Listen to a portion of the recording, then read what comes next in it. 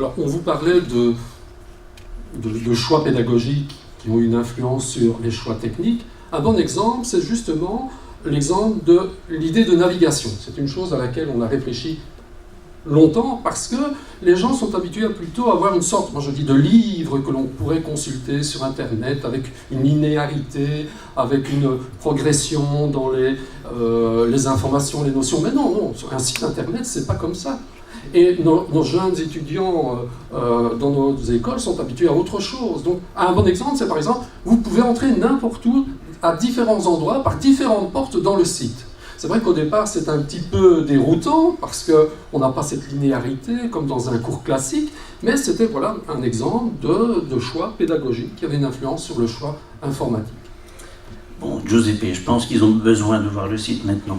Oui. Ok. Eh bien, on va essayer de vous montrer le site. J'appuie sur Escape. Je fais toujours dire ce que l'on fait, ça me... c'est vrai. Je vais fermer mon PowerPoint. Voilà. Et derrière, oh miracle, le site. Ça fonctionne. Attends, ne va pas trop vite, Nadine. Alors, première image que vous avez, bien, c'est ceci. Vous appuyez ici pour poursuivre. Et alors, le premier écran est un écran qui va vérifier, ah oui, là on est en plein dans la technologie, au niveau informatique, il va vérifier si vous avez les logiciels qui permettent de bien afficher toutes les informations qui sont sur notre site. Parce que nous avons bien sûr des illustrations, nous avons des vidéos, nous avons différents supports, il faut que votre ordinateur puisse les lire. Alors vous cliquez ensuite sur poursuivre. Voilà, vous arrivez à une page d'identification, vous pouvez vous inscrire. Vous allez voir, c'est très simple, vous demandez une inscription en ligne, vous tapez votre nom, comme il ne reconnaît pas, je vais m'appeler machin bazar, voilà. C'est bizarrement écrit. Écoute, parler et taper, c'est pas évident, mais... Alors ici, je vais quand même mettre un nom, parce que je suppose que si je mets n'importe quoi, il va me dire que ça n'existe pas. C'est pas évident ça. Tu vois le het? Le het. Attends, voilà, vas-y. Non plus. Bon. On devrait lui mettre le pied, ça va dire. Skynet. Ah, la haute école, oui. Il doit le savoir, c'est une connaît quand même. C'est bon, c'est pas bon. Code postal, voilà la haute école. Albert, le voilà. Je souscris et ça va fonctionner. Oui, vous êtes maintenant inscrit. Chouette, c'est bien. Alors vous avez un petit questionnaire au départ, un questionnaire d'entrée. On vous demande votre sexe, féminin, masculin, voilà. Et ensuite, on vous demande aussi de compléter un questionnaire d'entrée qu'on a vu un peu particulier. Ce questionnaire d'entrée, d'ailleurs, on l'a utilisé lors de 2 testings en février et en septembre de cette année-ci. On demandait aux visiteurs de répondre à certaines questions bien précises. Est-ce qu'il faut rentrer dans les détails? Bon, je ne crois pas. Donc, je vais essayer de revenir ici. Ah oui, on pourrait peut-être dire que déjà dans le testing que l'on a fait, on demandait aux personnes s'ils avaient le même sexe, qui voudraient-ils être, s'ils changeaient de sexe, quel homme célèbre ou quelle femme célèbre ils aimeraient bien être. On a été tout à fait stupéfaits. Parce que moi j'ai dû utiliser avec Alexandra d'ailleurs Internet pour savoir de qui il parlait. Et en fin de compte, on s'est rendu compte que c'était toutes des vedettes de séries télévisées, pas mal. Oui, il y avait quand même Marie Curie. Il y avait pas mal de people. Mère Teresa. Mère Teresa, oui, quand même. Au deuxième testing, il y avait Obama. Obama a fait son apparition au deuxième testing. C'est vrai que c'était quand même important. Alors, voici le premier écran avec une fenêtre qui vous donne certaines informations. Et vous repérez directement, la structure de cet écran.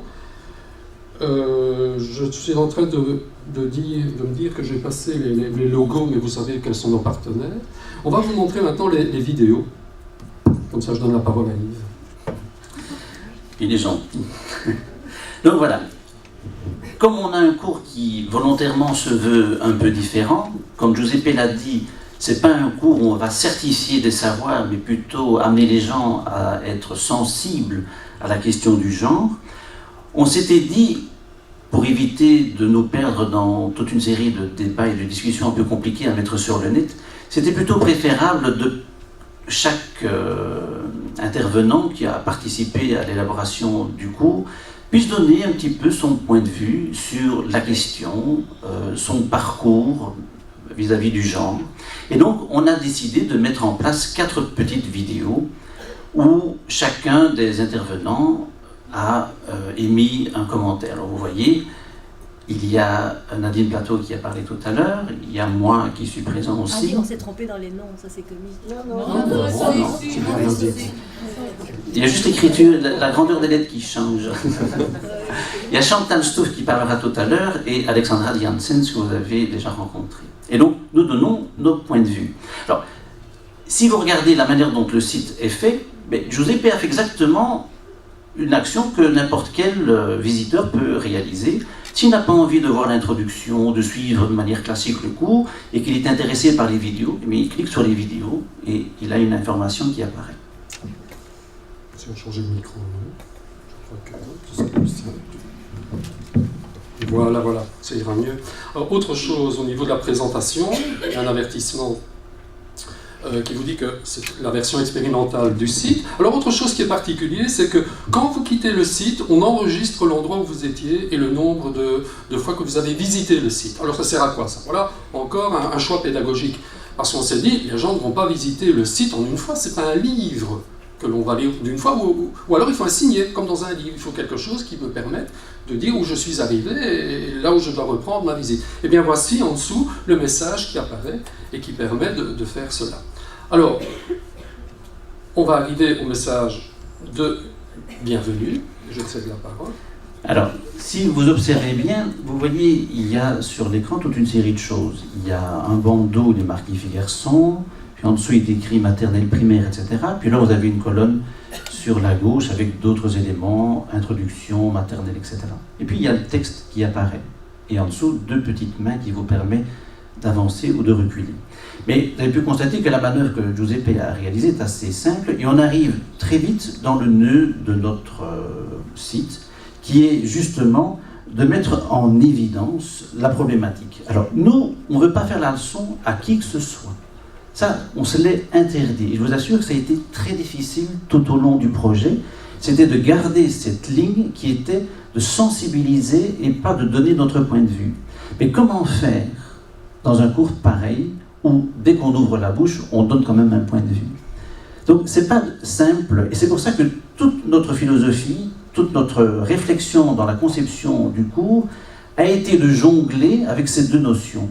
On vous donne des informations parce qu'il est clair, le cours qu'on présente est très tendancieux, il a une perspective bien claire, bien nette, bien définie, mais on dit aux gens, ne vous fiez pas à ce qu'on dit.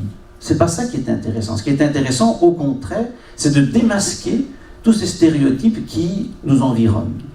Si on arrive à l'issue de ce cours à ce que la sensibilisation soit justement d'avoir une démarche d'aller les démasquer, je pense qu'on a déjà ouvert une porte importante à la question du genre.